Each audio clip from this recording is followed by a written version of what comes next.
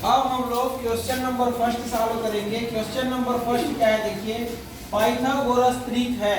हमारा प्रश्न क्या बोल रहा है? पाइथागोरस त्रिक है।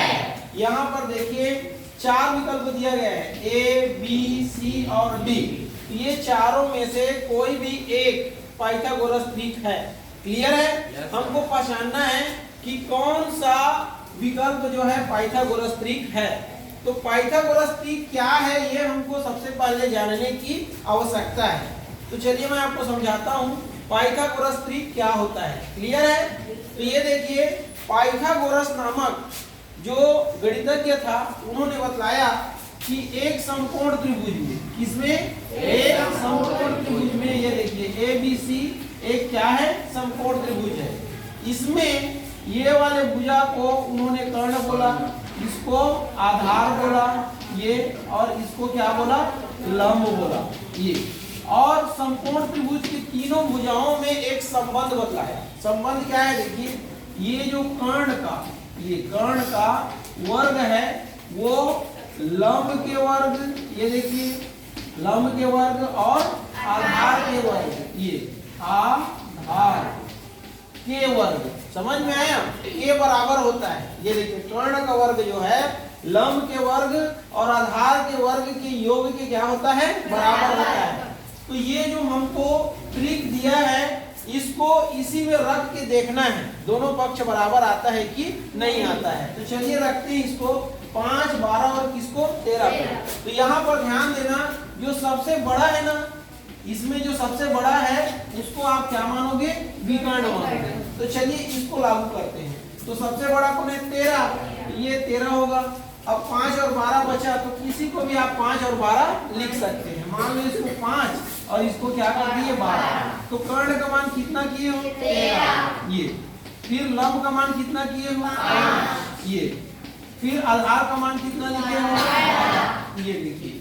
अब 13 का घात 2 मतलब 13 गुना 13, और ये 5 की घात 2 मतलब 5 गुना 5, और 12 की घात 2 मतलब 12 गुना 12। आ गया समझ में? तो ये क्या हो जाएगा? 13 13 में 169, और 5 पंचे 25, और ये 12 12 में 144, तो 169 बराबर ये 5 4 9, और ये 4 2 6 और 1 का 1। देखो दोनों पक्ष बराबर आया ना? Yes sir. तो हमारा सही विकल्प 1 2 3 4 ऑप्शन था हमारे पास।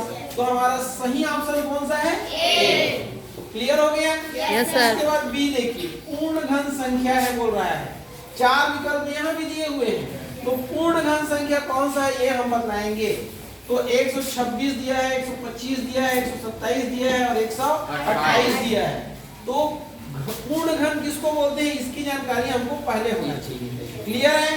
तो पूर्ण घन किसको बोलते हैं?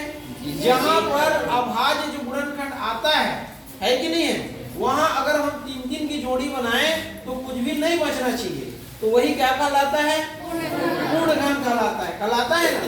तो 126 का करके देखते हैं। ये देखिए 126 का 2 छक्के 12, 2 तिया 6, फिर ये 2 से विभाजित होगा क्या? नहीं होगा। 3 से होगा, 3 दूनी 3 एकम, फिर 3 सत्ते। ये देखो, तो यहाँ पर ये 2 3 3 7, ये 2 3 3 और 7, ये सब क्या है? अभाज्य गुणनखंड है। तो 3 का जोड़ी बन रहे क्या किसी का? नहीं बन रहे ना। अब हम इसके बाद चले जाते हैं आगे। ये नहीं आया ना, इसको देखिए, इसको 125 का कीजिए। तो 5 दूनी 10 हो रहा है कि नहीं हो रहा है? और 5 पंचे 25, फिर 5 पंचे 25 और 5 एकम 5, तो 5 कितने बार आया? 3 बार। तो 5 का एक जोड़ी बन रहा है कि नहीं? Yes sir. क्योंकि 125 बराबर क्या लिखेंगे? 5 गुना 5 गुना 5। ये देखिए 3 का एक जोड़ी बन रहा है कि नहीं? मतलब बी जो है करेक्ट आंसर है। पूर्ण घन ये है कि नहीं है? इसके बाद हम लोग पहुंच जाते हैं क्वेश्चन नंबर 3 में। देखिए क्वेश्चन नंबर 3 क्या बोल रहा है? दीर्घ वृत्तखंड का कोण होता है। तो इसको जानना पड़ेगा दीर्घ वृत्तखंड क्या होता है। तो ये देखिए यहाँ पर मैं आपको समझा रहा हूँ। दीर्घ वृत्तखंड यहाँ दिखाई देगा? दिखाई दे रहा है? चलिए ये देखिए, ये क्या है बताइए? एक वृत्त है ना। अब इसमें देखिए इस वृत्त के परिधि में, एक बिंदु यहाँ पर ए ले लीजिए और एक बिंदु यहाँ पर बी ले लीजिए। तो ये ए बिंदु और बी बिंदु इस वृत्त के पूरे परिधि को दो भाग में बांट दिया। देखो ये इसको देखो यहाँ से यहाँ तक, ये छोटा है ना, ये क्या कहलाएगा? लघु वृत्तखंड। और ये क्या कहलाएगा? दीर्घ वृत्तखंड। तो ये देखिए यहाँ से लेकर यहाँ तक का भाग क्या है? दीर्घ वृत्तखंड है।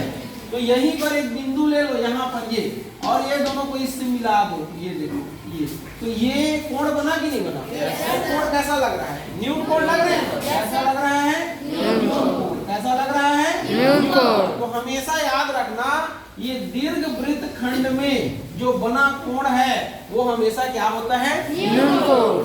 तो न्यून कोण का ऑप्शन कौन सा है? ए वाला। तो यही हमारा करेक्ट आंसर है। इसी में आप लोग बहुत सारे लोग क्या करते हो? मिस्टेक करते हो। तो याद रहना चाहिए दीर्घ वृत्तखंड का कोण क्या होता है? न्यून कोण। अब कहीं इसी को उलट के दे दिया, लघु वृत्तखंड का कोण क्या होता है? तो क्या आएगा? अधिक कोण। कैसे आएगा? तो यहाँ पर ये लघु वृत्तखंड में आपको एक बिंदु लेना पड़ेगा और इसको ऐसे मिलाना पड़ेगा। तो ये देखो, देखने से ही पता चल रहा है ना? Yes sir. ये स्पष्ट होना चाहिए, क्लियर होना चाहिए। ठीक है।